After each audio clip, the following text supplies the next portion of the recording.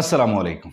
Lahore high court ने अब से कुछ देर पहले ये फैसला जारी कर दिया है कि इलेक्शन कमीशन पंजाब के जो इंतखाबात हैं उसके लिए 90 रोज़ में उसका पाबंद है करवाने का, जो कि एज़ पर लॉ डेफिनेटली ये ज़रूरी था। लेकिन जो हीले बहाने अपनाए जा रहे थे उनका रास्ता अब रोक दिया गया है। लेकिन अभी भी इस सारी सूरत हाल में से अपील का रास्ता निकलता है। अगर कल को वज़ारत दिफ़ा या वज़ारत दिफ़ा तो खैर बहुत बात की बात है, वो तो इलेक्शन शेड्यूल के बाद सिक्योरिटी के पॉइंट ऑफ व्यू से उनको इंगेज किया जाता है। लेकिन अगर वज़ारत ख़ज़ाना इस सूरत हाल पर अपनी प्ली लेना चाहे और वो समझें कि पंजाब में इलेक्शन के लिए उनके पास फ़ंड्स नहीं हैं, तो वो डेफिनेटली अदालत का दरवाज़ा खटखटा सकते हैं। हुकूमत के पास इस वक्त ऑप्शंस क्या हैं, ये बड़ा इंपॉर्टेंट हो गया है, क्योंकि जिस तरह से सूरत हाल है उसमें 90 रोज़ का पाबंद कर दिया गया है। ये तो पहले ही पाबंदी है आईन पाकिस्तान के तहत, लेकिन बीच में कुछ हवा ऐसी बन रही थी कि मामला जो है वो तूल पकड़ जाएगा और वक्त पर इंतखाबात नहीं होंगे। लेकिन अब भी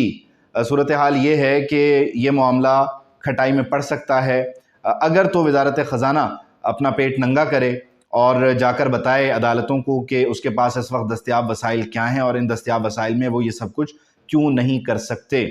तो इस तरह से यह मामला उलझ जाएगा और ये मामला सुलझने के बजाय मज़ीद जो है वो ख़तरनाक होता चला जाएगा। लेकिन इब्तदाई तौर पर ये पाकिस्तान तहरीक इंसाफ की जीत है, क्योंकि पेशावर हाई कोर्ट में भी इसी किस्म का केस है, तो लाहौर हाई कोर्ट के जो डिसीजन है उसको वहाँ पर एक नज़ीर के तौर पर पेश किया जा सकता है, कोर्ट किया जा सकता है कि यही कुछ सूरत हाल पंजाब में थी, ये बना है मामला वहाँ पर, और आप भी इसी सिलसिले में इसी किस्म का फ़ैसला दे सकते हैं। क्योंकि खैबर पख्तूनख्वा में भी हालात मुख्तलिफ नहीं है। हाँ, वहाँ सिक्योरिटी रिस्क जो है वो बहुत ज़्यादा है, और हालिया जो दहशतगर्दी की लहर है उसकी वजह से मामला जो हैं उनको उन पर गवर्नर KP का बयान भी मौजूद है। अलबत्ता अब आम इंतखाबात की तरफ अगर पंजाब और खैबर पख्तूनख्वा जाते हैं, ये बहुत ही ज़रूरी है, क्योंकि 90 रोज़ में इंतखाबात का हो जाना आईन पाकिस्तान के तहत दस्तूर के मुताबिक बड़ा ही ज़रूरी है, इंतहाई अहम है, और ये हो जाने चाहिए। इसके लिए अफसोसनाक मरहला ये है कि हमें अदालतों का दरवाज़ा खटखटाना पड़ता है और हमें अदालतों से इस सिलसिले में जाकर जो है बात करनी पड़ती है। आप देखें कि गुज़िश्ता कुछ अरसे से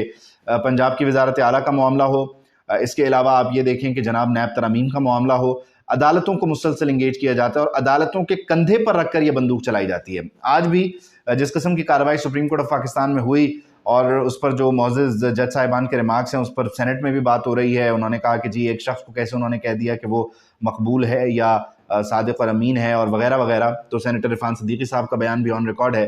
तो अदालतों से फिर जब अदालतों में जब ये सियासी मामला जाते हैं और फिर अदालतें उन मामला को सुनती हैं, परखती हैं और उन पर रिमार्क्स आते हैं, तो उन रिमार्क्स को भी जो सियासतदान हैं वो पॉलिटिकली कंसीव करते हैं और उसको पॉलिटिकल प्लस माइनस के साथ देखते हैं। तो ये ओवरऑल जो सिनेरियो होता है वो पॉलिटिसाइज हो जाता है। पहले अपना काम खुद नहीं करते, उसके बाद जब अदालतों में जाते हैं, वहाँ जाकर जब फैसले लेते हैं, तो उसके बाद उन फैसलों या उन फैसलों से पहले आने वाले रिमार्क्स या दलाइल या जो सवाल जवाब होते हैं उनको भी एक सियासी रंग दे दिया जाता है। ये अलमिया है इस मुल्क का कि यहाँ पर जो मुकन्नना का काम है, मुकन्नना वो कर नहीं रही। वो बॉडी जो है वो एक तरह से मफलूज है।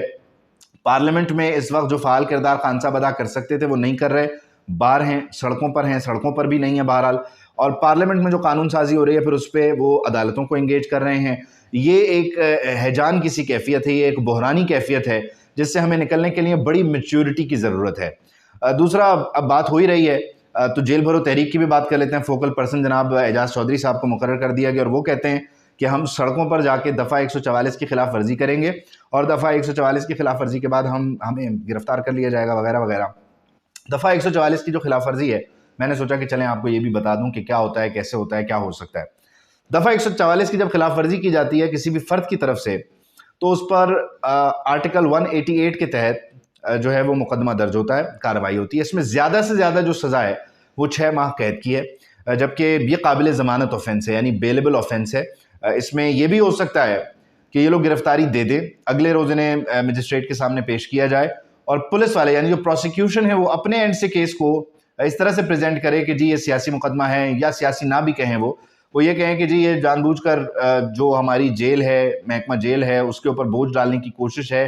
तो हम नहीं चाहते कि इनका जुडिशल हो, हम नहीं चाहते कि इन्हें गिरफ्तार किया जाए, तो हमारी तरफ से हम इस केस को परसू नहीं करना चाहते, आप इनको फ्री कर सकते हैं। तो अदालत उन्हें फिर फ्री कर सकती है, क्योंकि ये स्टेट की तरफ से केस होता है। अदालत उन्हें फ्री भी कर सकती है और अदालत चाहे तो उन्हें कैद में भी रख सकती है। लेकिन ये काबिल ज़मानत मामला है और इसमें ज़्यादा से ज़्यादा जो सज़ा होगी वो 6 माह की होगी। अलबत्ता ये जिस किसी भी भले आदमी ने मशवरा दिया है दफ़ा 144 की खिलाफ वर्जी का, वो इमरान खान साहब की टीम का इंतहाई लायक, अहल, काबिल तरीन आदमी है कि उसने ढूंढ कर जो है वो एक चीज़ निकाली और उस पर अब वो काम करने जा रहे हैं।